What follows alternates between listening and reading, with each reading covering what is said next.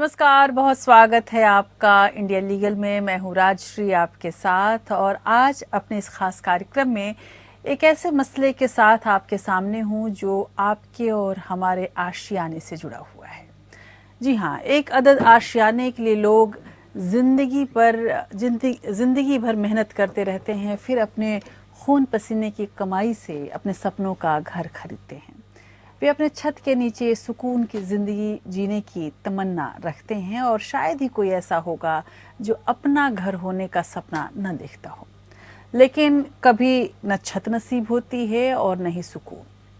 जी हाँ, हम बात कर रहे हैं आज के रियल एस्टेट के रियलिटी के बारे में।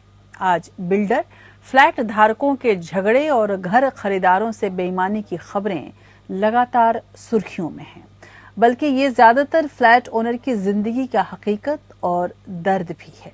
अव्वल तो पोजीशन नहीं मिलता, और अगर मिलता भी है तो बहुत देर से।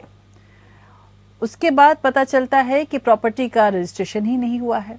अगर घर मिला तो RWA पर बिल्डर कब्जा छोड़ना नहीं चाहता, भारी भरकम मेंटेनेंस चार्जेस वसूलता है, निम्न क्वालिटी का बिल्डिंग बनाकर पोजीशन देता है।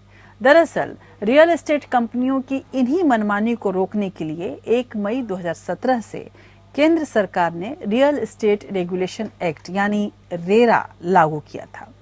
रेरा कानून का मकसद रियल एस्टेट कारोबार के लिए नियामक की स्थापना करना था। सरकार का मानना था कि रेरा से प्लॉट, फ्लैट आदि से जुड़े कारोबार में पारदर्शिता आ जाएगी, साथ ही डेवलपर्स की जवाबदेही भी सुनिश्चित होगी, ग्राहकों के साथ उनके मनमाना रवैये पर रोक लगेगी। लेकिन ऐसा नहीं हुआ। आज भी बिल्डर मनमानी कर रहे हैं, आज भी घर खरीदारों का हक मारा जा रहा है। ज्यादातर बिल्डरों की मंशा होती है कि रेरा के आदेशों को किसी तरह से चुनौती दे दी जाए, जिससे कि घर खरीदारों को लंबी कानूनी जंग लड़नी पड़े और रसूखदार बिल्डरों को फायदा हो। मकान से जुड़ी इतनी परेशानियां होती हैं कि फ्लैट मालिक सड़कों पर आकर प्रदर्शन तक करने को मजबूर हो जाते हैं। रेरा के पास केस लाया जाता है, फिर यहां से केस सुप्रीम कोर्ट तक चला जाता है। लेकिन न्याय की प्रतीक्षा कर रहे फ्लैट ओनर्स तब तक एक तरह से इतना थक जाते हैं कि उन्हें समझ में ही नहीं आता कि आगे क्या करें। अदालतों में बिल्डरों के सीनाजोरी से जुड़े हजारों केस दर्ज हैं, लेकिन अच्छी बात यह है कि सुप्रीम कोर्ट लगातार एक के बाद एक सख्त फैसले देकर घर खरीदारों के हित को लगातार संरक्षित कर रहा है, लेकिन समस्याओं का अंत फिर भी होता नहीं दिख रहा। हालांकि एक अच्छी बात यह भी है कि रेरा के ज्यादातर आदेश अगर केस के तहत सुप्रीम कोर्ट जाते हैं तो अदालत इसमें बदलाव नहीं करता दिख रहा। वहीं कानून बदले जाते हैं जिसमें किसी कानून के खास बिंदु का उल्लंघन हुआ हो, वही कानून केवल थोड़ा बहुत परिवर्तित किया जाता है। 90% केस रेरा के चौखट पर ही सुलझा लिए जा रहे हैं, जो कि एक अच्छे संकेत कहे जा सकते हैं। सुप्रीम कोर्ट के फैसले से घर खरीदारों के पक्ष मजबूत होता दिखता है। सुप्रीम कोर्ट ने अपने एक हालिया फैसले में बिल्डर बायर एग्रीमेंट पर जोर दिया है। जस्टिस DY चंद्रचूड़ की अगुवाई वाली बेंच ने कहा कि घर खरीदारों के अधिकारों की सुरक्षा के लिए ये बेहद जरूरी है। कोर्ट ने हर राज्य में समान एग्रीमेंट के लिए भी नोटिस जारी किया है। अभी रियल एस्टेट में कई एग्रीमेंट एक तरफा और मनमाने होते हैं। ये एग्रीमेंट फ्लैट खरीदारों के हितों को नजरअंदाज करने वाले दिखते हैं।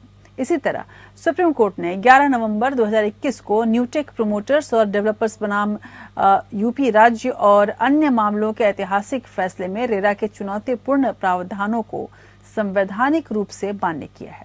सवाल यह है कि क्या सुप्रीम कोर्ट के फैसलों से घर खरीदारों की लंबी और महंगी मुकदमेबाजी खत्म हो जाएगी? क्या ग्राहकों की परेशानियां कम होंगी? क्या रेरा को ज्यादा शक्तियां देनी चाहिए? आज इन तमाम सवालों का जवाब हम तलाशने की कोशिश करेंगे एक बेहद खास पैनल के साथ। लेकिन सबसे पहले एक रिपोर्ट के जरिए आपके सामने ये जरूर रखना चाहेंगे कि आखिर जो लोग घर का सपना देखते हैं और जो बिल्डर्स हैं, उन के सपनों के बीच कैसे रोड़ा अटकाते हैं और इन तमाम रास्ते में अदालतों की क्या भूमिका है। देखिए खास रिपोर्ट।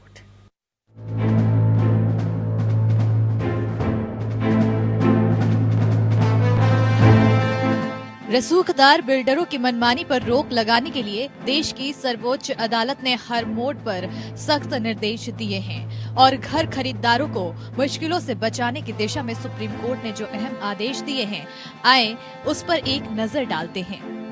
सुप्रीम कोर्ट ने अपने फैसले में दो टूक कहा है कि अगर समय पर घर खरीदार को करार की शर्तों के मुताबिक आशियाना नहीं मिला तो बिल्डर को पूरी जमा रकम 9% ब्याज की रकम समेत वापस करनी होगी। बिल्डरों की मनमानी को पीठ ने अनफेयर ट्रेड प्रैक्टिस कहा है। सुप्रीम कोर्ट ने कहा है कि बिल्डर का एक तरफा करार घर खरीदार पर लागू नहीं होगा। उसे प्रोजेक्ट समय पर पूरा कर डिलीवरी नहीं देने पर बिना किसी लाग लपेट के घर खरीदार के पूरे पैसे वापस करने होंगे। अदालत ने कहा है कि अगर रियल एस्टेट कंपनी बैंक का लोन चुकाने और पोजीशन देने में नाकाम रहती है तो पहली प्राथमिकता घर खरीदारों के हित सुनिश्चित करने की होनी चाहिए, यानी डिफॉल्टर बिल्डर के प्रोजेक्ट पर अकेले बैंक कब्जा करके नहीं बैठ सकता।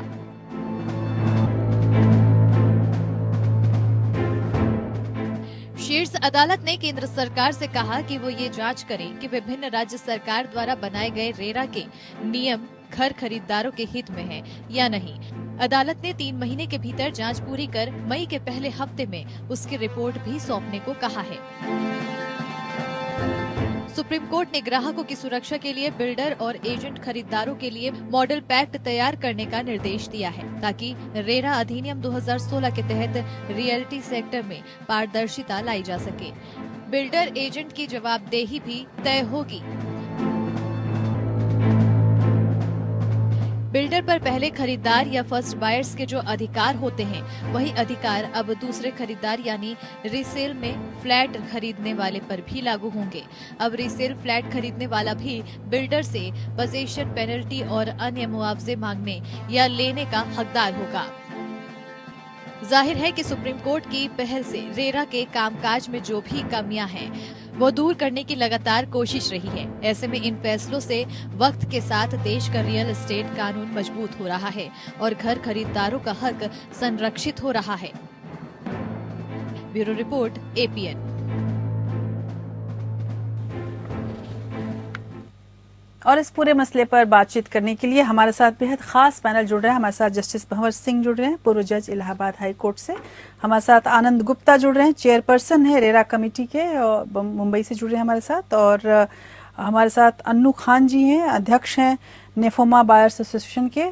उसके अलावा वेंकट राव साहब हमारे साथ जुड़ रहे हैं, संस्थापक हैं INTYGRAT लॉ, मतलब इंटीग्रेट लॉ के लिए कंसल्टेंट भी हैं, यूपी रेरा के। ऐसा यूपी रेरा, इसके अलावा रेरा के एक्सपर्ट भी माने जाते हैं। बहुत बहुत शुक्रिया आप सबों का मेरे साथ जुड़ने के लिए। सबसे पहले जस्टिस भंवर सिंह, मैं आपके पास आना चाहूँगी। जिस तरह से हाल फिलहाल में रेरा को लेकर सुप्रीम कोर्ट और रेरा से भी ज़्यादा मैं कहूँ तो जो फ्लैट ओनर्स हैं, बायर्स हैं, उनके अधिकारों को लेकर सुप्रीम कोर्ट सजग हुआ है और जागरूक होकर बड़े फैसले सुप्रीम कोर्ट ने दिए हैं। उन फैसलों को किस तरह से आप देखते हैं? जी, जो सुप्रीम कोर्ट ने फैसले दिए हैं रेरा से पहले और रेरा के बाद, वो सब जो अलॉटीज हैं यानी जो फ्लैट ओनर्स हैं, उनके हक को प्रोटेक्ट करते हुए फैसले दिए हैं जी। और हमेशा जो है बिल्डर्स की जो कमियां पाई गई उनको सुप्रीम कोर्ट ने जो है कंडेम किया है और तरह तरह के सुझाव दिए हैं जिससे फ्लैट मालिकों का जो है इंटरेस्ट प्रोटेक्ट हो सके। आज की डेट में देखा जाए रेरा कानून बन जरूर गया है मगर उसकी इम्प्लीमेंटेशन पूरी तरह से नहीं हो रही है। जैसे 70% पैसा एस्क्रो अकाउंट में जमा रहना चाहिए, वो पूरी तरह पालन नहीं हो रहा है। और असलियत सारे इस बात के पीछे एक तो जो बिल्डर्स होते हैं उनका एक तो मोटिव होता है, वो बहुत ज्यादा धन कमाना होता है और उनका ज्यादातर धन जो है लैंड के अलॉटमेंट, लैंड की परचेज में निकल जाता है। तो वो पूरा करने के लिए फिर लैंड ओनर्स जो अलॉटीज होते हैं, यानी जो फ्लैट के मालिकान होते हैं, उनसे पैसा वसूल करते हैं, तरह तरह की पेनल्टी लगाते हैं, जी। मगर उनका हक अभी भी प्रोटेक्ट नहीं हो रहा है। और कोर्ट ने बहुत अच्छे सुझाव दिए, गवर्नमेंट बहुत हम्म। डायरेक्शंस इशू की हैं। हम्म। अभी बिल्डर्स अलॉटीज के बीच में जो एग्रीमेंट का है जी। वो आज तक नहीं हो पाया है, हम्म। तय नहीं हो पाया है। अभी हम्म। गवर्नमेंट को समय दिया है कि आप कोई भी जी फॉर्मेट बिल्कुल। बना के जी। पेश करें, जी। मगर सब ढीलम ढाला है मामला। हम्म। और गवर्नमेंट से भी कोई बहुत ज्यादा कोऑपरेशन नहीं मिल पा रहा है। हम्म। उसके बहुत सारे रीजंस हैं बिल्कुल। कि अब जैसे जी बिल्कुल, मैं जैसे जी जैसे देख रही थी, अनु खान भी हमारे साथ जुड़े हुए हैं। अनु खान, एक चीज जो हमने जो देखा है हाल फिलहाल के, यदि पूरे मामलों को देखा जाए तो उत्तर प्रदेश का जो रियल एस्टेट बाजार है, और विशेष रूप से नोएडा, ग्रेटर नोएडा जो है, वो सबसे ज्यादा शिकायतें वहां से मिली हैं। अगर मैं एक आंकड़ों की बात करूं तो लगभग जो होम बायर्स हैं, इनकी 40% होम बायर्स ऐसे हैं जिनकी शिकायतें यहीं से आती हैं। और यहाँ एक तरह से ऐसा लग रहा है जैसे कि जितने भी बिल्डर्स हैं वो सभी ने कहीं ना कहीं कुछ ना कुछ गड़बड़ियां की हैं। आखिर क्यों ऐसी स्थिति हो रही है और किस तरह की प्रैक्टिकल दिक्कत आप लोगों के सामने आती है? देखिए, सबसे पहले तो मैं आपको ये भी बताना चाहूंगा कि जिस तरीके से पहले के जो बिल्डर होते थे, आज से 25 साल 30 साल पहले, तो उनका मोटिव कुछ और होता था। उनका मोटिव होता था कि जो फ्लैट ओनर्स हैं, हम एक सोसाइटी बनाएंगे, उनको घर देंगे, एक सपना होता था कि मेरा नाम चलेगा। तो उनका ये मोटिव था, ये उनके अच्छे विचार होते थे कि हमारा नाम चलेगा, हम एक घर बना के किसी को जिंदगी भर का सपना होता है वो घर उनको दे देंगे तो वो जिंदगी भर हमको याद रखेगा। लेकिन ये जो 10 और 15 साल के बीच में ये ट्रेंड खत्म हुआ। खत्म होने के बाद जब इसमें एक नेक्सस के तौर पर बहुत सारे लोग जो पॉलिटिशियन हैं, जो अधिकारी हैं, वो आए, एक नेक्सस के तौर पर जब काम करना स्टार्ट किया, तो आप देखेंगे कि ये 15 साल और 10 साल के बाद की स्थिति जो पैदा हुई है, वह ये हम जो लाखों फ्लैट बायर्स हैं उनके सामने हैं। आज जो जिंदगी भर का सपना जो लेके यहाँ दिल्ली एनसीआर आता है कि मेरा दिल्ली एनसीआर में घर होगा, आज वो लेके पछता रहा है कि भाई हमने जो घर लिए थे, क्या हमने कानूनी कार्रवाई करने के लिए थोड़ी लिए थे। हमने जो घर लिए थे धरना प्रदर्शन के लिए नहीं लिए थे। हमने घर लिए थे कोर्ट कचहरी के चक्कर काटने के लिए नहीं लिए थे। हमने जो घर लिए थे मूलभूत सुविधाएं नहीं मिलने के लिए नहीं लिए थे। क्या आपको लगता है कि इसके लिए रेरा जो है, रेरा का जो रास्ता आप लोग को दिया गया है, वो एक सहूलत भरा रास्ता है और वहां से आपको हल मिलता है? देखिए, पिछले 10 वर्ष से हम लोग, हमारी संस्था है निफोमा जो फ्लैट ओनर्स के लिए काम कर रही है ग्रेटर नोएडा वेस्ट और नोएडा में। तो ये सारे मुद्दे हम उठाते आए हैं यहाँ से लेके मुख्यमंत्री तक, और हर उस फोरम पे रेरा हम लोगों ने बहुत प्रयास किया, बहुत मेहनत करी, सरकार को पूरा बताया, उनको रेरा लागू करवाने में हम लोगों ने अहम भूमिका निभाई कि उत्तर प्रदेश में रेरा लागू हो। लेकिन रेरा में बहुत सारी खामियां हैं जिसको बार बार हम रेरा के अधिकारी और जो मुख्यमंत्री साहब हैं उनको भी बता चुके हैं कि इसमें रेरा में बहुत सारी चीजें हैं जो बिल्डर के फेवर में हैं। जब तक वो नहीं उठाएंगे कि उसको पावर नहीं है, रेरा को ये पावर ही नहीं है कि बिल्डर को जेल में डाल दीजिए, बिल्डर के पैसे वसूल कर लीजिए, ये पावर ही नहीं है उसके पास। इसलिए वो बिल्डर क्या करता है, हायर कोर्ट में चला जाता है, सुप्रीम कोर्ट चला जाता है, इलाहाबाद चला जाता है। बिल्कुल। आनंद गुप्ता, ये जो मसला है, जैसा कि जस्टिस भंवर सिंह ने भी कहा कि रेरा को ही एक अल्टीमेट सोल्यूशन नहीं माना जा सकता। रेरा ऑर्डर जो है वो रिडंडेंट हो जाते हैं, प्रोजेक्ट्स तक खत्म नहीं करवा पाता है रेरा। उसके अलावा जैसा कि अनु खान ने बताया कि कोई ना उनके पास कोई पावर है इस तरह से कि जिसकी वजह से बिल्डर डरे। नियम है कि 2-3 फ्लैट धारक इकट्ठे ही आवाज उठा सकते हैं। अब इतने में एक और समस्या हो जाती है कि अगर मेरे साथ अन्याय हुआ है, जब तक 3 लोग 4 लोग नहीं होंगे तब तक मैं अपनी बात ही नहीं रख सकती हूँ रेरा में। किस तरह से आप देख रहे हैं इस पूरी समस्या को? है कि हम पास्ट बैड अनुभवों को ही बार बार याद करते हैं और उन्हीं को दोहराते। परिस्थिति जो 2017 के बाद की है, जब से रेरा इस देश में आया, और परिस्थिति जो उसके पहले उपस्थित थी देश में लास्ट 70 साल में, 70 साल में इस देश में इतनी बड़ी इंडस्ट्री, इतनी बड़ी जीडीपी कंट्रीब्यूटर, इतनी बड़ी एम्प्लॉयमेंट, लेकिन was running in a most unregulated form, और कोई उसके ऊपर कोई चेक एंड बैलेंस नहीं थी। और आप समझ सकती हैं कि जब कोई चेक एंड बैलेंस नहीं होगा तो कुछ अनप्रोफेशनल लोग भी इंटर हो जाते हैं, और उनको उस बिजनेस का ज्ञान नहीं होने के कारण, उनको उसकी लॉ का न समझ होने के कारण, उनको फाइनेंस हैंडलिंग नहीं होने के कारण बहुत से ज्यादा फेलियर होते हैं। और जब फेलियर होते हैं तो लोगों को गलत एग्जाम्पल लगता है। लेकिन मैं ये कहना चाहता हूँ, जब 2017 में रेगुलेटर आया और जितने भी स्टेटों ने रेरा लगाया है, वहाँ की परिस्थिति आज एकदम भिन्न है। हर क्वार्टरली हर प्रोजेक्ट अपडेट होता है, उसको आर्किटेक्ट की सर्टिफिकेट लगती है, उसको स्ट्रक्चर कंसल्टेंट की सर्टिफिकेट लगती है, उसको चार्टर्ड अकाउंटेंट की सर्टिफिकेट लगती है, और रेरा की अथॉरिटी उसको हमेशा अपडेट कर रही है।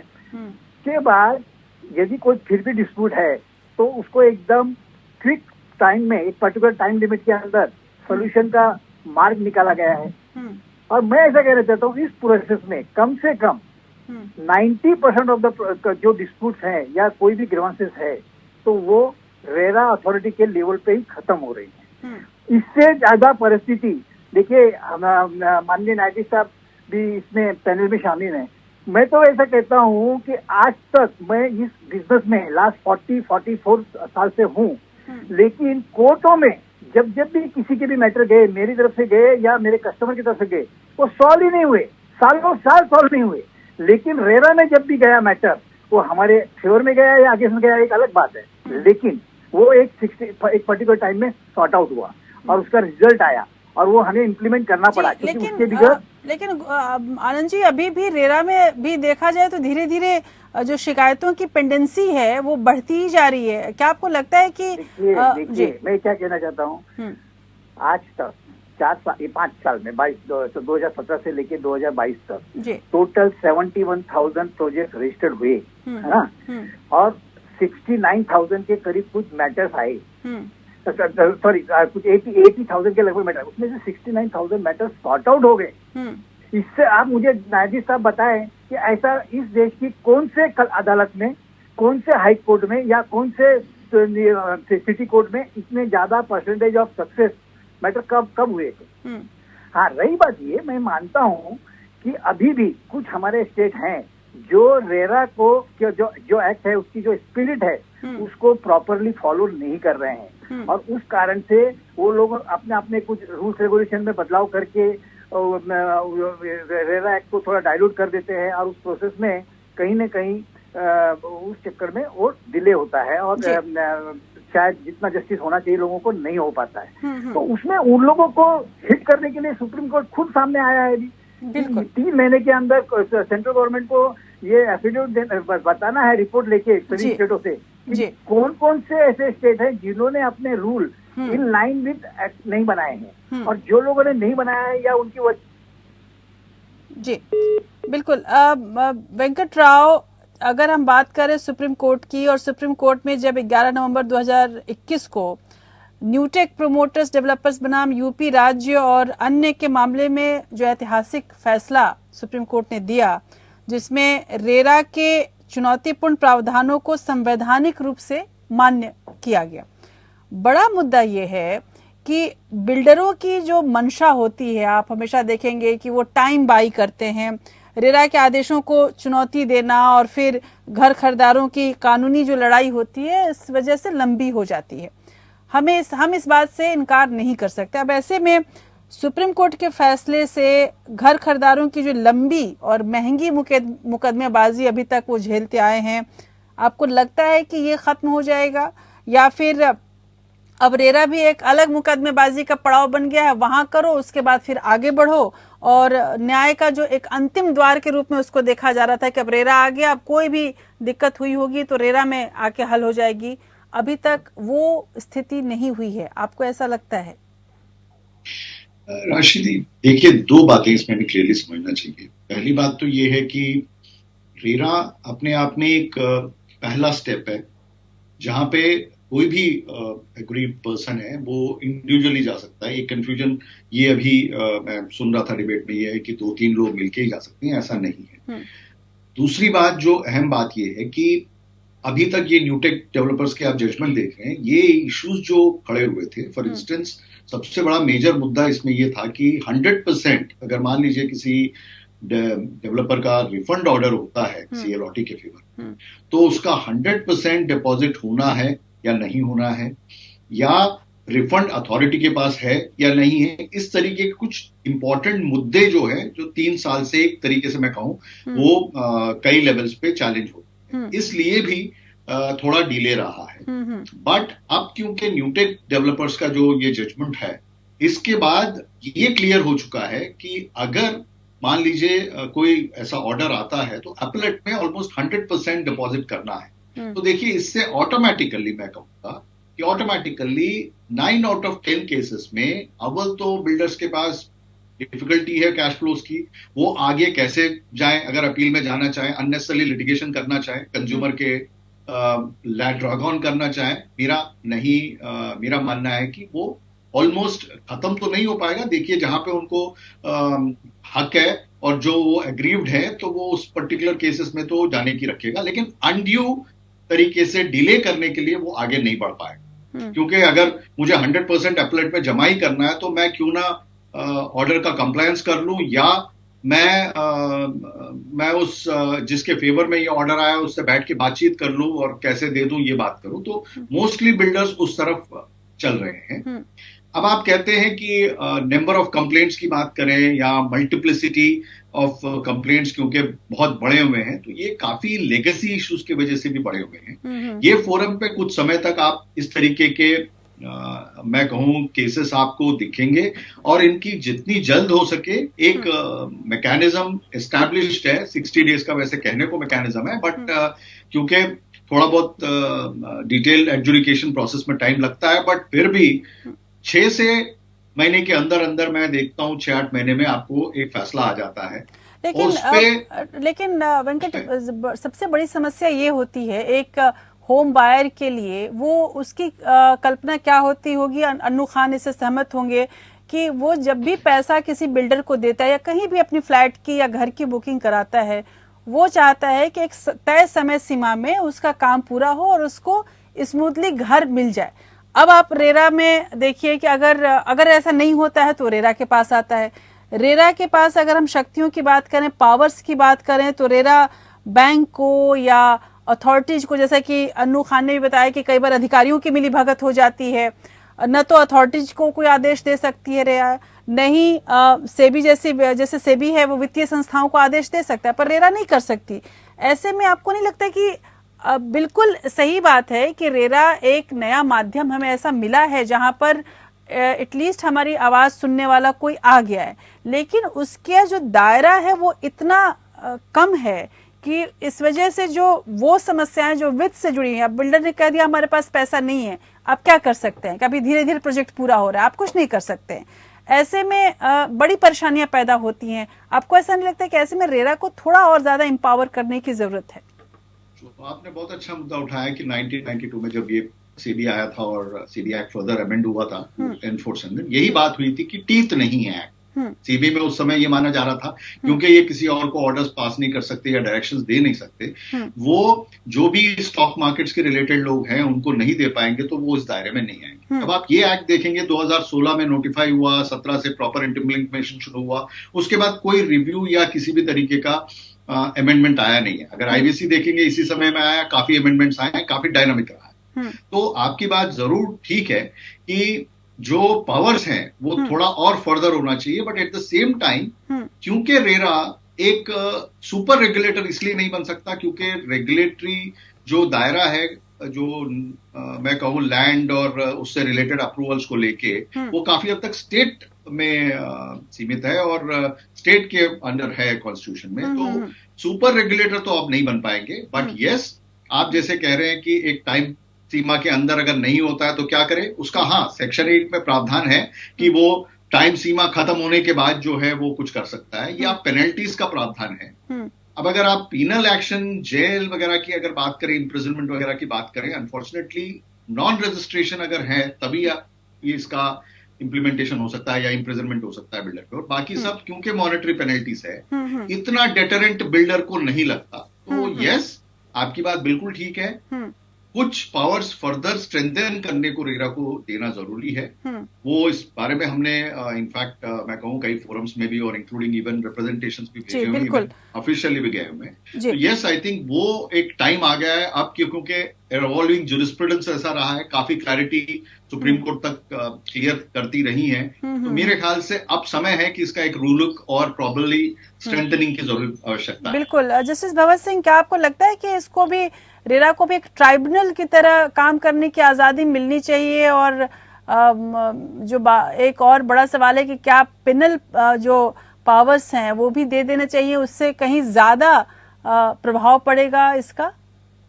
जी बिल्कुल, बिना रेरा की पावर्स को स्ट्रेंथन किए, उनको और ज्यादा पावर दिए और उन पे पनिशमेंट करने की पावर है, रिकवरी में बहुत दिक्कत आती है, तो उनको जो है वाकई ट्रिब्यूनल की तरह अगर ज्यादा पावर्स दे दी जाएं, खास तौर से पावर ये कि उनके ऑर्डर की अगर डिसोबीडियंस होती है तो उन्हें जेल का प्राविधान हो। और तब तक जो है, जब तक इतनी मजबूत पावर्स नहीं मिलेंगी, इतनी स्ट्रॉन्ग पावर्स नहीं मिलेंगी, तो रेरा कोई हेल्प नहीं कर पाएगा। आज भी नोएडा, अगर ग्रेटर नोएडा का देखा जाए तो 50% से ज्यादा ऐसे बिल्डिंग प्रोजेक्ट्स पड़े हैं जिनमें 2 साल खत्म हो गए हैं, तो डेट पोजीशन की दी गई थी, वो 2 साल के बाद भी अभी तक पोजीशन नहीं दे पाए हैं।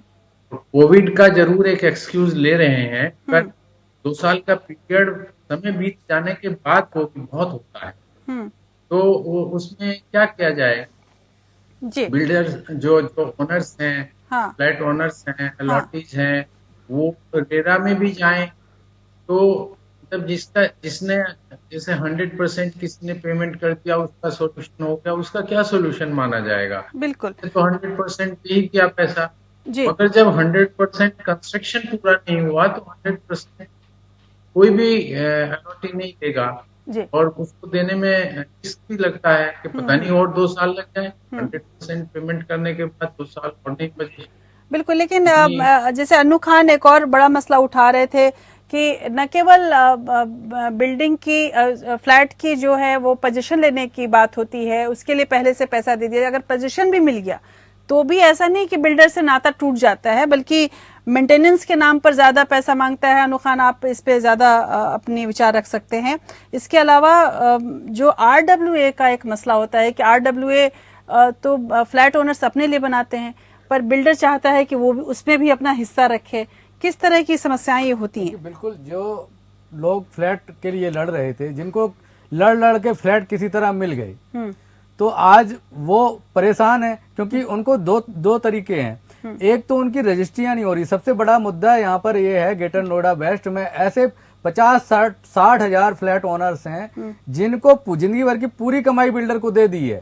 बिल्डर ने कहा कि आप शिफ्ट हो जाइए, आपको ये कब्जा लेटर हम दे रहे हैं, लेकिन और उन्होंने कहा कि हम आपको जल्दी रजिस्ट्री करा देंगे, लेकिन आज तक कम से कम 6-7 साल गुजर गए, उनकी रजिस्ट्री नहीं हुई। मालकाना हक के लिए उनको लड़ना पड़ रहा है, मालकाना हक के लिए लड़ रहे हैं। दूसरी तरफ जो मूलभूत सुविधाएं हैं, मूलभूत सुविधाएं जो बिल्डर ने बोली थी, यहाँ क्लब होगा, यहाँ स्विमिंग पूल होगा, यहाँ जिम होगा, कुछ भी नहीं बिल्डर ने उनको दिया है। यहाँ तक कि लैंड यूज भी चेंज कर देते हैं, वो सब कुछ चेंज किया है, अपने मन मुताबिक करते हैं। मेंटेनेंस चार्ज के नाम पर उनको भारी भरकम बोझ फ्लैट ओनर्स पर डाला जाता है, जबरदस्ती वसूला जाता है। बिजली में मीटर में जोड़ देते हैं, वो अगर कोई रेजिडेंट उसको नहीं पे करता है तो वो उनकी बिजली कट जाती है। बिल्कुल। तो यानी सीधा जबरदस्ती चलता है, बिल्डर का कोई भी सुनने वाला नहीं है।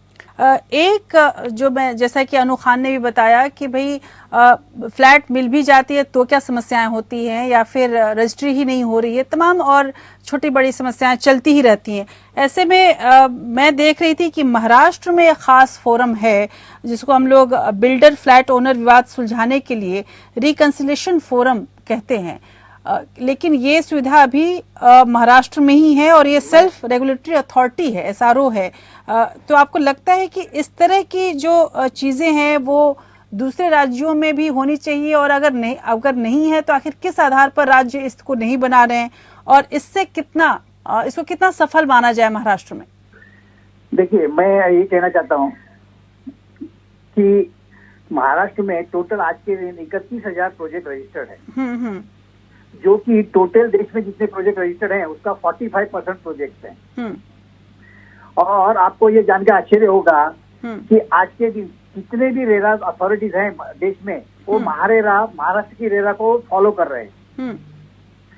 उसका कारण ये है कि उनका जो सिस्टम उन्होंने जो बनाया है, पहला सिस्टम ये बनाया है उन्होंने कि यदि किसी को प्रॉब्लम है, जैसा कि अभी ये माननीय मेंबर बता रहे थे कि 3 चीज उन्होंने बताया कि वो रजिस्ट्री नहीं करता है महाराष्ट्र में, और जो कि एक्ट में प्रोविजन है कि कोई भी डेवलपर 10% से ज्यादा पैसा कलेक्ट ही नहीं कर सकता जब तक वो डॉक्यूमेंट रजिस्टर नहीं करते हुए। यदि वो करेगा तो उतना हैवी पेनल्टी है, उसका डी रजिस्ट्रेशन हो जाएगा। नंबर 1। दूसरा, उन्होंने कहा कि वो आदमी ओवर मेंटेनेंस चार्ज करता है।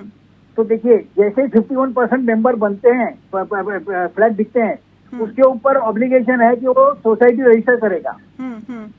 तो यदि वो सोसाइटी रजिस्टर नहीं करेगा तो उसको बहुत हैवी पेनल्टी है, और ये सभी अलॉटीज उसको एक्सरसाइज कर सकते हैं।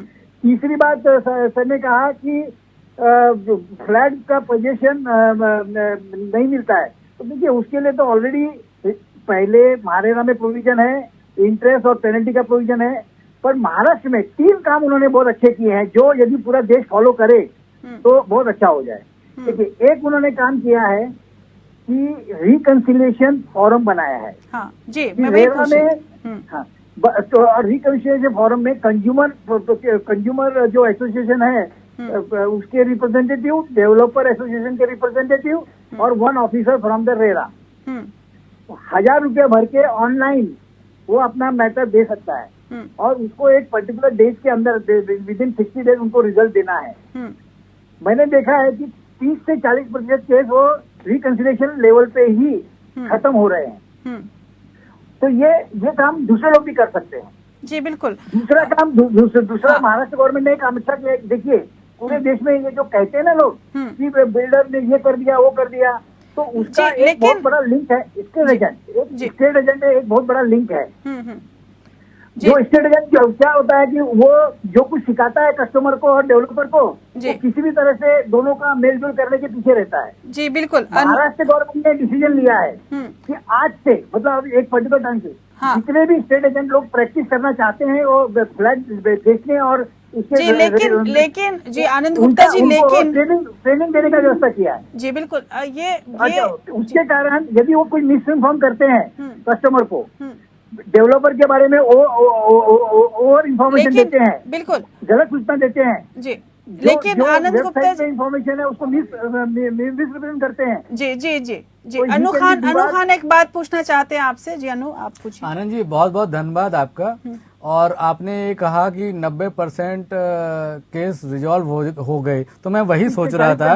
नहीं सर, आपने रेरा में कहा था पहले कि 90% केस रिजॉल्व हो गए, तो मैं बड़ा आश्चर्यचकित था कि मैंने कहा सबसे ज्यादा जो प्रॉब्लम है वो सबसे ज्यादा प्रॉब्लम आप देखेंगे कि दिल्ली एनसीआर में है। यहाँ 90% क्या, यहाँ 20% केस 25% मुश्किल से रिजॉल्व हुए होंगे। हाँ, उत्तर, मैं यहाँ दिल्ली एनसीआर की बात कर रहा हूँ, महाराष्ट्र में वो कह रहे थे। वो आपके यहाँ होगा, लेकिन मैं आपको ये भी बता दूं कि यहाँ भी कंसलेशन फोरम है। हाँ। मैं भी उसका सदस्य हूँ। ये बात बहुत अच्छी है कि जो काम वहाँ नहीं हो पाता है बेंच में, वो काम कंसलेशन फोरम में, क्योंकि वहाँ क्या होता है, एक समझौता समिति है, वहाँ बाहर के रिप्रेजेंटेटिव बैठते हैं, बिल्डर के रिप्रेजेंटेटिव बैठते हैं, और हो जाता है, हाँ वो बैठता है, तो वहाँ समझा सकते हैं अच्छी तरीके से, लेकिन वहाँ बेंच में नहीं हो पाता है। ये अच्छी बात है जी। लेकिन वेंकट राव, एक और मसला है, खासकर नोएडा, ग्रेटर नोएडा, जितने भी देखा जाए तो मेट्रोपॉलिटन सिटीज हैं जहां पर, और छोटे शहरों में भी जहां पे ये बिल्डर्स ने काम करना शुरू किया, एक बड़ा मसला ये होता है कि बिल्डर पैसे जो लेता है बायर से वो दूसरे प्रोजेक्ट में लगा देता है। फ्लैट मालिकों को पोजीशन मिले न मिले, वो पैसा उसको इस तरह से वो ट्रीट करता है जैसे उसका ये अपना पैसा है। अगर नियम की बात करें तो नियम तो ये है कि पैसा अलग बैंक अकाउंट में जमा नहीं हो सकता, किसी दूसरे काम में नहीं लाया जा सकता, हर क्वार्टर चार्टर्ड अकाउंटेंट पैसे की जांच करेगा, खर्चे को वेबसाइट पर चढ़ाया जाएगा, लेकिन ये सब कुछ प्रैक्टिकली होता कई बार नहीं दिखता। अब अगर इस स्थिति को देखें तो रेरा इसमें किस तरह से अपनी भूमिका निभा सकता है? यदि आप मेरे को पूछें जी वेंकट आपसे। सीए सर्टिफिकेट्स का और स्ट्रक्चरल इंजीनियर सर्टिफिकेट्स वगैरह का ये प्रावधान ऑलरेडी रेरा में है, और उसी की बात हम कर रहे हैं कि जब अभी जस्टिस भवर सिंह बिल्कुल ठीक कह रहे थे कि जो 70% का अकाउंट है उससे लाया ही इसलिए गया है कि जो डाइवर्शन ऑफ मनी होता था फ्रॉम प्रोजेक्ट के लिए कलेक्ट किया हुआ पैसा कहीं और जा रहा है, उसी लिए लाया गया था। अब बात ये हो रही थी कि इसकी इम्प्लीमेंटेशन की बात करें, जो वीकनेस हम वीकनेस चेन में पकड़े हैं तो वो बेसिकली इम्प्लीमेंटेशन की है। उत्तर प्रदेश कहूं या हरेरा कहूं, जो ये एक्टिवली जो क्लोज टू दिल्ली है जहां पे इफेक्टेड है, वहां काफी हद तक बिल्डर्स अभी काफी मेरे वैसे भी जानकार हैं और अदरवाइज भी काफी फोरम में देखते हैं, क्लाइंट्स हैं, तो हम ये देखते हैं काफी वो लोग अब एक तरीके से इसमें क्योंकि मॉनिटरिंग सख्त होने लगी है, उसके वजह से थोड़ा न्यू प्रोजेक्ट्स में तो देखिए जरूर मैं कहूंगा एक डिसिप्लिन आना शुरू हुआ है। बट यस, अगर कहेंगे कि 100% इंप्लीमेंटेशन हो रहा है, उसके लिए मैं कहूंगा कि नया इंफ्रास्ट्रक्चर है, कितना मॉनिटरिंग ये रेरा कर पा रही है, फ्रीक्वेंटली क्वेश्चंस जाते हैं, फ्रीक्वेंटली नोटिसेस जा रहे हैं, कुछ कुछ जगहों पे पेनल्टीज भी लगी हैं, तो उससे एक in fact I know couple of cases where बहुत एग्जाम्पलरी पेनल्टीज लगी हैं जब इस तरीके का डाइवर्शन हुआ है। वो एक एग्जाम्पल, एक फियर बैठना जरूरी है, और वो मेरा मानना है कि लास्ट एटलीस्ट 2 सालों में काफी डिसिप्लिन आना शुरू हुआ है, तो ये आगे प्रोजेक्टों के लिए जरूर प्रोटेक्ट कर जाएगा। लेकिन जो पीछे पैसा डाइवर्ट हो चुका है जी, वो कैसा लाया जाए, वो एक बहुत बड़ा चैलेंज मेरे ख्याल से अक्रॉस द बिल्कुल पूरे देश में ये प्रॉब्लम होगी। जी बिल्कुल। लेकिन वेंकट, एक और मसला है कि जो सुप्रीम कोर्ट का हाल में जो फैसला आया है उसमें रियल एस्टेट लॉ में एक प्रावधान को सुप्रीम कोर्ट ने बरकरार रखा है, और वो ये है कि अगर बिल्डर रेरा के किसी आदेश को कोर्ट में चुनौती देना चाहता है तो उसे 30% संभावित पेनाल्टी या पूरा मुआवजा ब्याज सहित जमा करना होगा। क्या मैं इसको ऐसे समझूं कि ये जो पेनाल्टी की व्यवस्था की है सुप्रीम कोर्ट ने, इससे जो बिल्डर्स हैं जो वो बात को टालने की कोशिश करते थे, मुकदमे को टालने की कोशिश करते थे और कोर्ट में लटकाने की कोशिश करते थे, उनके लिए ये एक समस्या के रूप में है, और इससे रेरा को कहीं ना कहीं इनडायरेक्टली शक्तियां मिल रही हैं? जी देखिए, ये पहले ही प्रावधान था एक्ट में, इसकी इंटरप्रिटेशन करने की कोशिश की गई थी कि देखिए 2 चीजें हैं। पेनल्टी जो किसी प्रोजेक्ट के या किसी वायलेशन के लिए बिल्डर के ऊपर रेरा लगाता है, और वो बिल्डर को स्टेट गवर्नमेंट को जाता है वो पेनल्टी, इन द सेंस के एज ए पेनल्टी। दूसरा हिस्सा आता है कि जो ब्याज हुआ या रिफंड के ऊपर रिफंड का पैसा और ब्याज समेत हुआ, वो देना होता था अलॉटी को। तो दोनों में कंफ्यूजन ये क्रिएट किया जा रहा था कि 30% इवन अगर मान लीजिए अलॉटी का भी पैसा वापस करने में ब्याज समेत है तो मैं 30% दे दूं तो अपील में जा सकता हूं। तो जो ये क्लैरिटी आई है एपेक्स कोर्ट से, ऑनरेबल एपेक्स कोर्ट ने क्लियरली कहा है नहीं, अगर जो 100% आपको जमा करना है, जो के हिस्सा आपको अलॉटी को देना है, यानी कि ब्याज और रिफंड समेत 100% जो है वो आपको जमा करेंगे, तभी अपील आपकी सुनी जाएगी। हाँ, अगर कोई रेरा आप पे पेनल्टी लगाता है, उस केस में आप 30% जमा कीजिए, क्योंकि वो स्टेट एक्सचेकर को जा रहा है, और वो एक पीनल एक्शन है जब आपने वायलेशन वगैरह कुछ किया, यानी कि टाइम से प्रोजेक्ट पूरा नहीं किया। जो पेनल्टी उसमें जो अलॉटीज को देना है वो तो पूरा 100% देना पड़ेगा, लेकिन उस पर अगर कोई कार्रवाई करती है रेरा और उस पर कोई पेनल्टी लगाती है, वो क्योंकि स्टेट एक्सचेकर को जाना है, वहां पे 30% देख के आप आगे बढ़ सकते हैं। तो इसलिए जो अलॉटीज का प्रोटेक्शन है वो सब्सटैंशियली हायर है।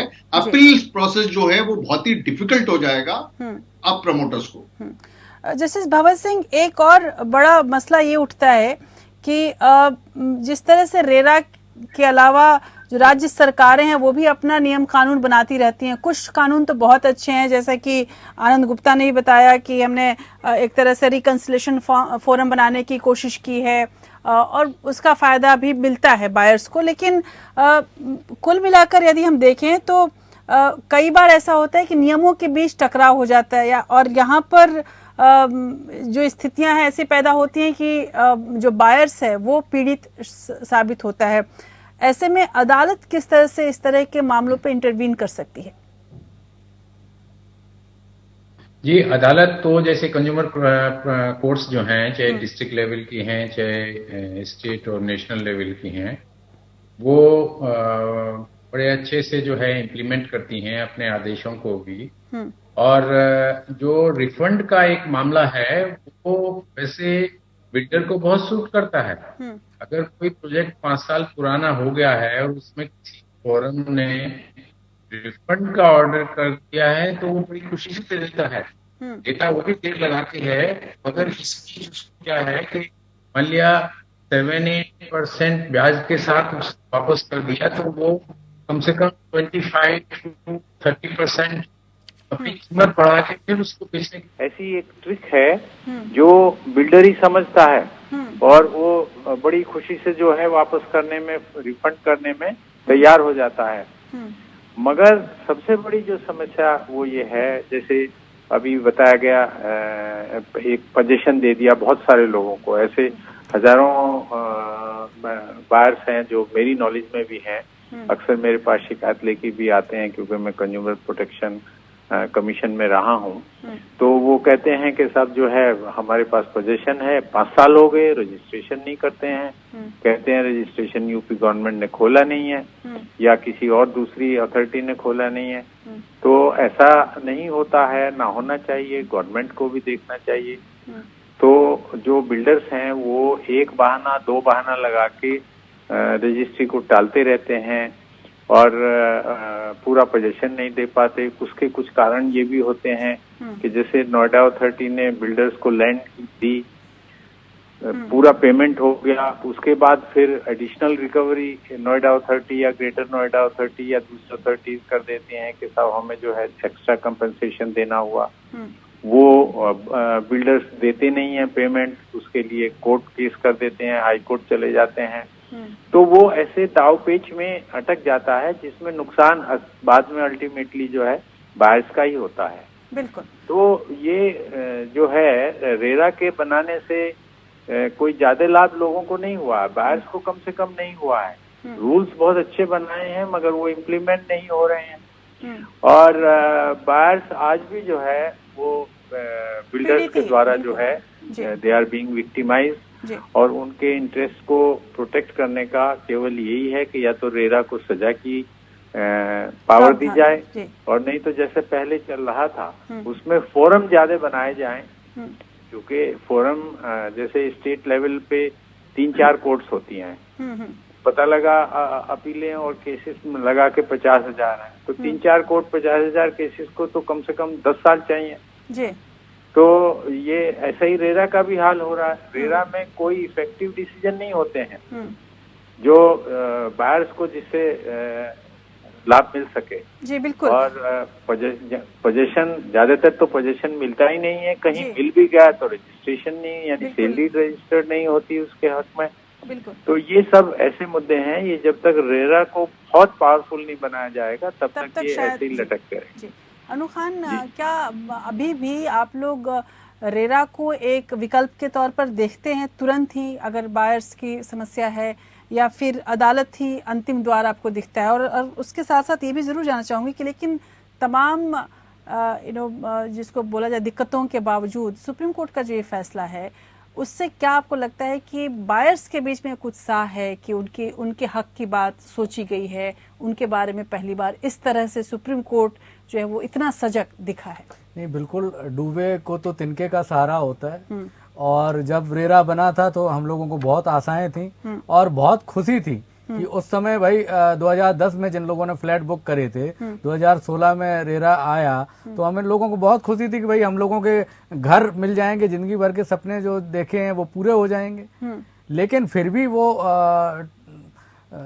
बहुत सारी चीजें होती गई, केस डेटें लगती गई, लेकिन निर्णय नहीं हो पाई। तो जहां तक ये है कि देखिए, इसमें जो मौजूदा जो सरकारें होती हैं, अगर वो सरकार चाहे कि भाई बिल्डर को बुलाया, जैसे कि यहाँ मुख्यमंत्री साहब ने बहुत अच्छा काम किया था। मुख्यमंत्री जब योगी आदित्यनाथ जी बने तो उन्होंने एक मंत्री समिति की 3 मंत्रियों की समिति बनाई, तो उन्होंने बहुत अच्छा डिसीजन लिया, मीटिंग हुई, लेकिन वो मंत्री समिति जो थी वो कार्य अच्छी तरीके से नहीं कर पाई। तो मुझे जहां तक लगता है थोड़ी खामियां हैं। अगर सरकार चाहे बिल्डर को बुलाए और रेरा को वो पावर दे कि भाई यही अथॉरिटी है, क्योंकि हम लोगों ने यह सोचा था कि एक रियल एस्टेट के लिए अलग कानून आ गया है, इसके ऊपर कहीं नहीं जाएगा, यहीं पर निर्णय हो जाएगा। तो वो पावर अगर रेरा को मिल जाए कि यही सब कुछ कर सकते हैं रियल एस्टेट में, कोई कहीं नहीं जाएगा इसके बाद अपनी दरखास्त को लेके, यहीं से उसको न्याय मिल जाएगा। तो जब ये बिल्डरों पर भी ये नजीर होगा कि भाई हाँ इससे ऊपर हम कहीं अपील नहीं कर सकते हैं, तो मुझे लगता है प्रॉब्लम सुलझने लगेगी, लोगों को घर मिलने लगेंगे, समस्याओं का निदान हो जाएगा। बिल्कुल आनंद जी, ये सुनने में ये बात तो अच्छी लग रही है कि रेरा को इस तरह से पावर दे देने की जरूरत है, लेकिन अगर हम बिल्डर के लिहाज से भी देखें और जब एक कंस्ट्रक्शन का काम शुरू होता है तो कई तरह के परमिशंस की जरूरत पड़ती है। रेरा के पास जो है वो सरकारी परमिशन या क्लियरेंस में तेजी लाने की कोई शक्ति नहीं है, और जिसका एक बहुत बड़ा बहाना भी है और कई बार जेन्युइन समस्या भी हो जाती है, बिल्डर्स के पास भी है। अब अगर हम क्लियरेंस की बात करें तो कई बार सिविल का क्लियरेंस लेना होता है, डिफेंस का क्लियरेंस, क्षेत्रों में जो जुड़े जमीन होते हैं उसमें अलग तरह की क्लियरेंस चाहिए होती है।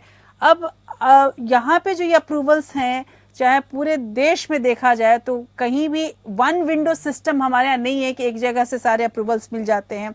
ऐसे में आपको लगता है कि रेरा को कुछ इस तरह की शक्ति कहीं ज्यादा देने की जरूरत है कि ये जो अप्रूवल्स लेने हो या तमाम चीजों की जो जरूरत है एक बिल्डर को, उसके लिए एक ही अथॉरिटी है, जैसा कि जस्टिस भंवर सिंह ने भी कहा कि वो है रेरा। अगर ये स्थापित होता है तब जाकर कहीं रेरा के इम्पैक्ट को हम देख पाएंगे। आनंद गुप्ता।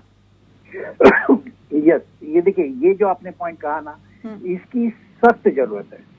एक्चुअली में जो लोगों का जो शिकायत है आज के दिन रेरा से कि हमने ये किया वो किया, सब ठीक है अपनी जगह पे, लेकिन ये क्या होता क्या है, जो अप्रूविंग मामला है ये लोकल सेल्फ गवर्नमेंट का है, स्टेट गवर्नमेंट का मामला है, और रेरा के पास एक्ट के अंदर ऐसा कोई प्रावधान नहीं है कि वो डायरेक्टली उन ऑफिसरों को या उन अथॉरिटीज को डायरेक्ट कर सके कि ये डिफिशियंसी आपने अप्रूवल नहीं दिया टाइम पे, कस्टमरों को तकलीफ हो रही है, बिल्डर को तकलीफ हो रही है, तो वो कुछ इंटरवेन कर सके। तो ये शक्ति यदि हम रेरा के पास देते हैं तो निश्चित तौर पे जो एक सेंट्रल गवर्नमेंट का एक्ट बनाने का जो एक एम एंड ऑब्जेक्ट था, एक कस्टमर को रिलीफ देने का, लोगों को टाइम पे घर डिलीवरी करने का, एक स्मूथ फंक्शनिंग करने के लिए जो मकसद था, वो जेन्युइनली सर्व हो सकता है।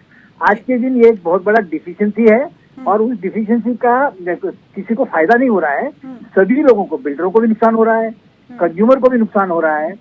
तो ये ताकत जरूर देने की जरूरत है। और मैं तो ऐसा कहूंगा कि हमारे सभी सिटीजन्स ने भी और सभी डेवलपर कम्युनिटी ने भी, जितने भी स्टेक होल्डर्स, सब ने मिलकर पार्लियामेंट के सभी पार्लियामेंटरियों को रिक्वेस्ट करने की जरूरत है, इसमें ये करेक्शन किया जाए और जितने भी अप्रूविंग अथॉरिटी है वो सभी रेरा के अंदर लाएंगे तो RERA will be more powerful, more effective और मोर बेटर रिजल्ट ओरिएंटेड।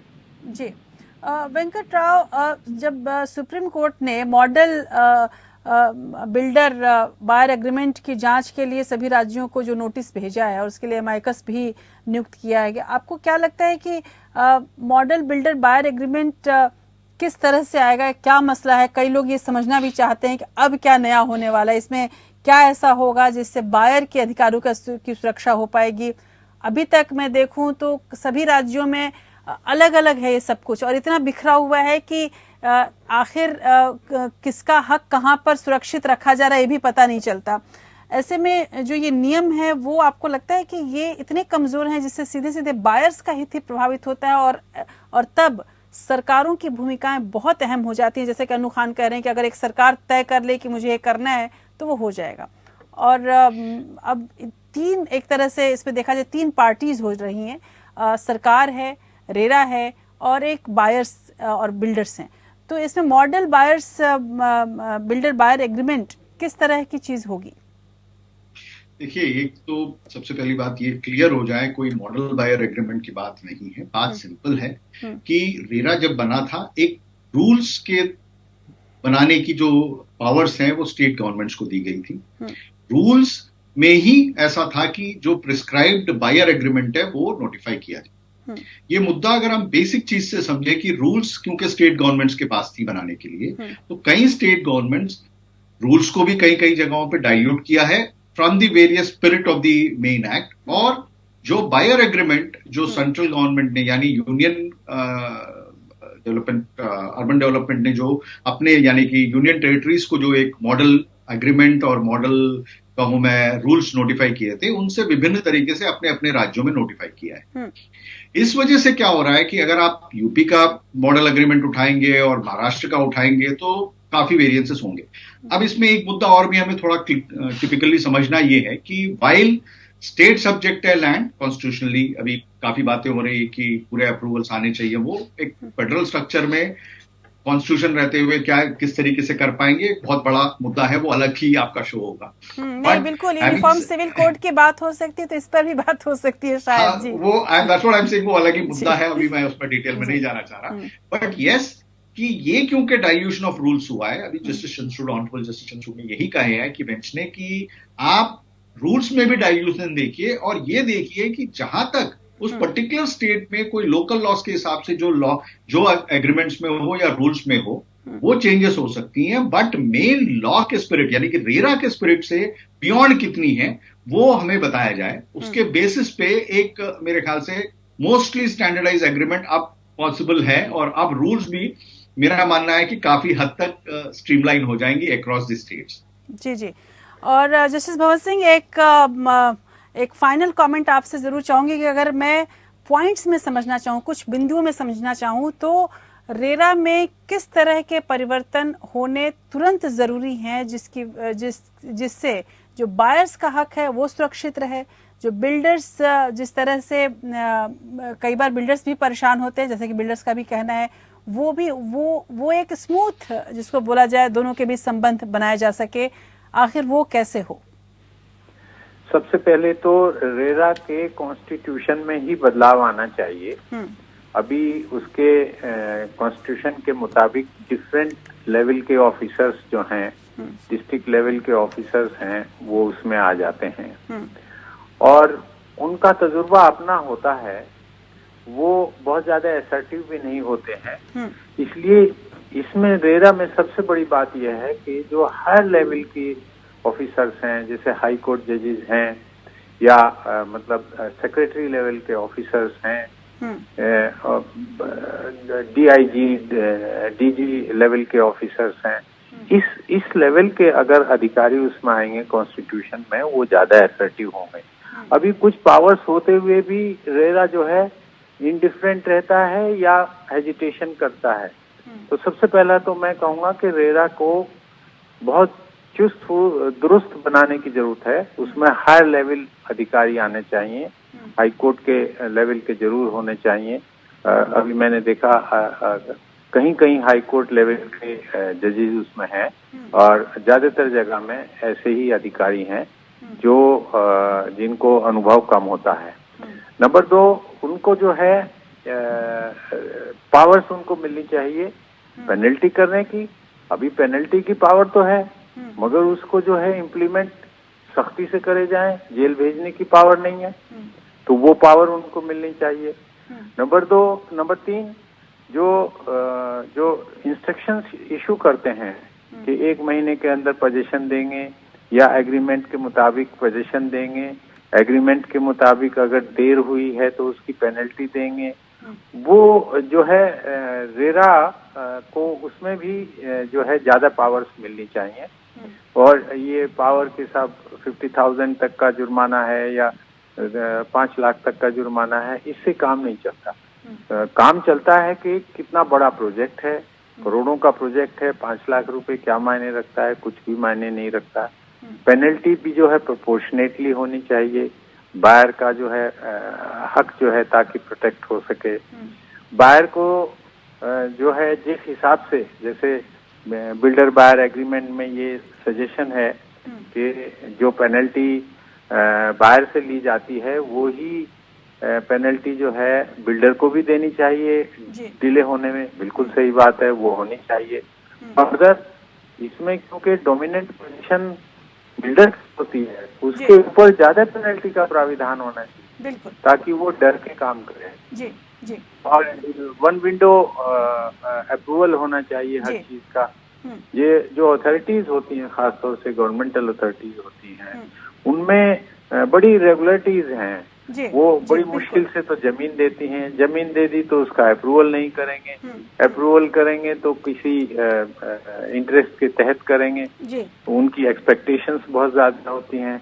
तो ये सब इन चीजों को इस तरह से डिबेट करने के बाद ही इम्प्लीमेंट उसमें इनकॉर्पोरेट करना चाहिए रेरा एक्ट में, और जल्दी से जल्द उसमें अमेंडमेंट्स प्रपोज करके गवर्नमेंट को, सेंट्रल गवर्नमेंट को पार्लियामेंट से पास कराना चाहिए, ताकि जितने भी बायर्स हैं उनका जो इंटरेस्ट है वो प्रोटेक्ट हो सके। बिल्कुल, बहुत शुक्रिया आप सबों का मेरे साथ जुड़ने के लिए इस कार्यक्रम में। और इसमें कोई शक नहीं कि रेरा जिस तरह से सबके सामने रखा गया, वो बायर्स के लिए एक बड़ी उम्मीद की रोशनी बनकर आया और अभी भी है। लेकिन ज़रूरत ये है कि इसको और अधिक अधिकार दिए जाएं, और जिस तरह से सुप्रीम कोर्ट ने अब इस पूरे मामले पर अपनी नज़र डाली है और जिस तरह के सख्त फैसले सुप्रीम कोर्ट से आए हैं, वो बायर्स के मन में नई उम्मीदों की रोशनी जगा रहे हैं। लेकिन जैसा कि मैंने बताया कि इस तरह के जब भी मामले होते हैं, जब एक आशियाने का मसला आता है, तो ज़मीन की भी बात होती है, आसमान की भी बात होती है, और उसी तरह से सरकार भी इसमें हिस्सेदार होती है, संस्थाएं भी हिस्सेदार हैं, बनाने वाला भी है और ख़रीदने वाला भी है। और इन सभी के बीच तालमेल बनाने की जिम्मेदारी हमारे सियासतदान की भी है और अदालतों की तो है ही। अदालत अपनी भूमिका निभाना शुरू कर चुकी है और पहले भी करती आई है। अब ये देखना है कि हमारी सरकारें कैसे बायर्स के हक में खड़ी होती हैं, कंज्यूमर्स के हक में खड़ी होती हैं। 130 करोड़ जनता के इस देश में वो लोग जो घर की तमन्ना रखते हैं, उनके लिए खड़ी होती हैं और उनके लिए न्याय के रास्ते खोलती हैं। इसी उम्मीद में कि ये जो समस्या है वो बहुत जल्द ख़त्म होती दिखेगी हमें, और हमारे सामने एक ऐसी आदर्श व्यवस्था उपस्थित होगी जिसको लेकर कभी अगर आपके दिल में या हमारे दिल में आशियाने की तमन्ना हो, तो हमें ये पता होगा कि बहुत जल्द हमारे सर पर छत होगी। न कि पैसे तो हमारे चले गए लेकिन छत का कोई अता पता नहीं, ऐसा नहीं होगा। इसी उम्मीद में आज बस इतना ही। नमस्कार।